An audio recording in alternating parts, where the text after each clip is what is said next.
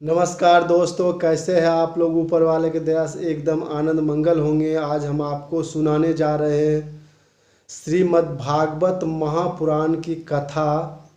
इसमें वर्णन आता है कि गोकर्ण जी और धुंधकारी के विषय में यह कथा हम सुनाएंगे। कहते हैं कि आत्मदेव नाम का एक ब्राह्मण, किसी नगर में एक आत्मदेव नाम का ब्राह्मण रहते थे।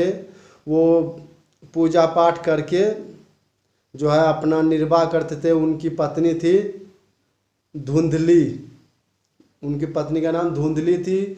वो बोलती ज़्यादा थी और आत्मदेव जो है बहुत बड़े विद्वान थे, सज्जन पुरुष थे।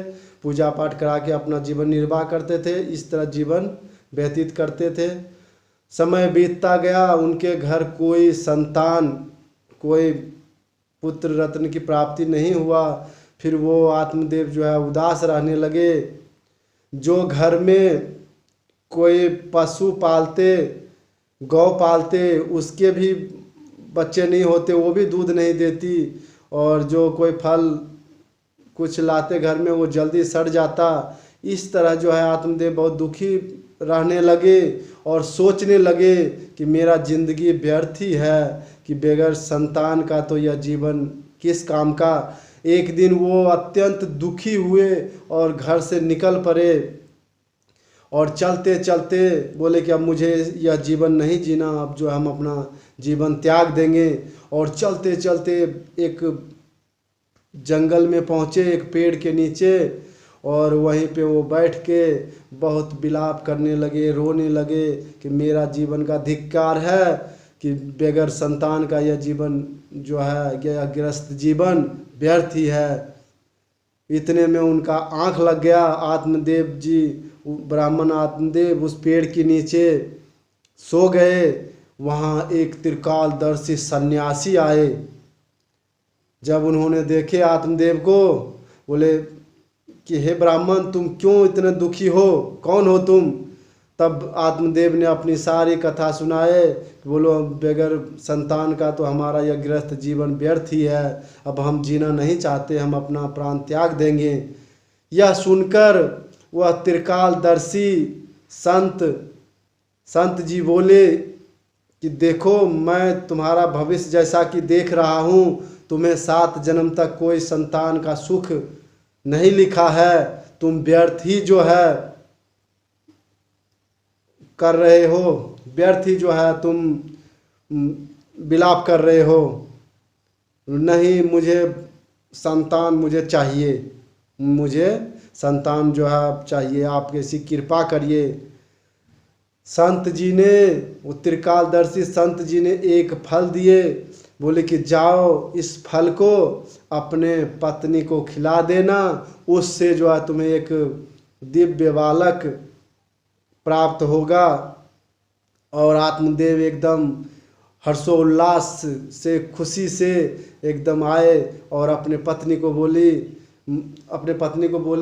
कि लो, यह फल खा लो और इससे तुम्हें पुत्र रत्न की प्राप्ति हो जाएगी। यह सुन के उसकी पत्नी फल ले ली और रख ली अपने पास। आत्मदेव जब पूछा कि क्या तुमने फल खा ली, तो उसके पत्नी धुंधली बोली कि जी हाँ, हमने वह फल ग्रहण कर लिया। और पानी भरने जब कुएं पे गई, तो वहाँ पे 2-4 औरत के बीच में वो बातें करने लगी।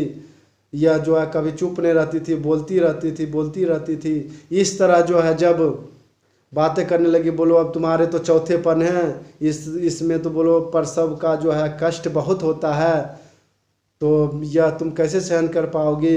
इस तरह 2-4 औरतें मिलकर उसको ऐसी ऐसी बातें सुनाया और वह सुन के वो घबरा गई।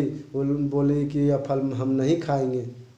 और वह फल जो है उनके घर में जो गौ माता थी उसको उन्होंने खिला दी।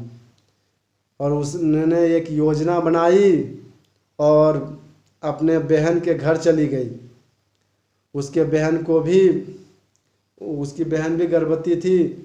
और समय बीतता गया। 9 महीने बाद जब उसके गर्भ से एक बालक पैदा हुआ, धुंधली की जो बहन थी उसके जो है एक बालक पैदा हुआ। तो दोनों बहन ने मिलके एक योजना बनाई, बोली कि बोलो तुम अपना बालक मुझे दे दो, इसके बदले मैं तुम्हें बहुत सारे धन दे दूंगी।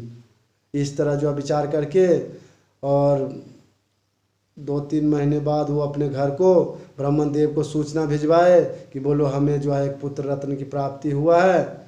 और फिर जो है आत्मदेव जो है खुशी से जो है पूरा अपने, उनके आनंद की कोई ठिकाना नहीं रहा, और उन्होंने अपनी पत्नी को लिवाने के लिए गए और अपनी पत्नी को लेके अपने घर आ गए। और शेष कथा भक्तों हम अगले वीडियो में आपको सुनाएंगे। और मोटिवेशनल गुरु चैनल को सब्सक्राइब करें और वीडियो को लाइक करें, शेयर करें, कमेंट करें। हर हर महादेव, जय शिव शंकर, जय भोले भंडारी। बोलो श्रीमद् भागवत महापुराण की जय।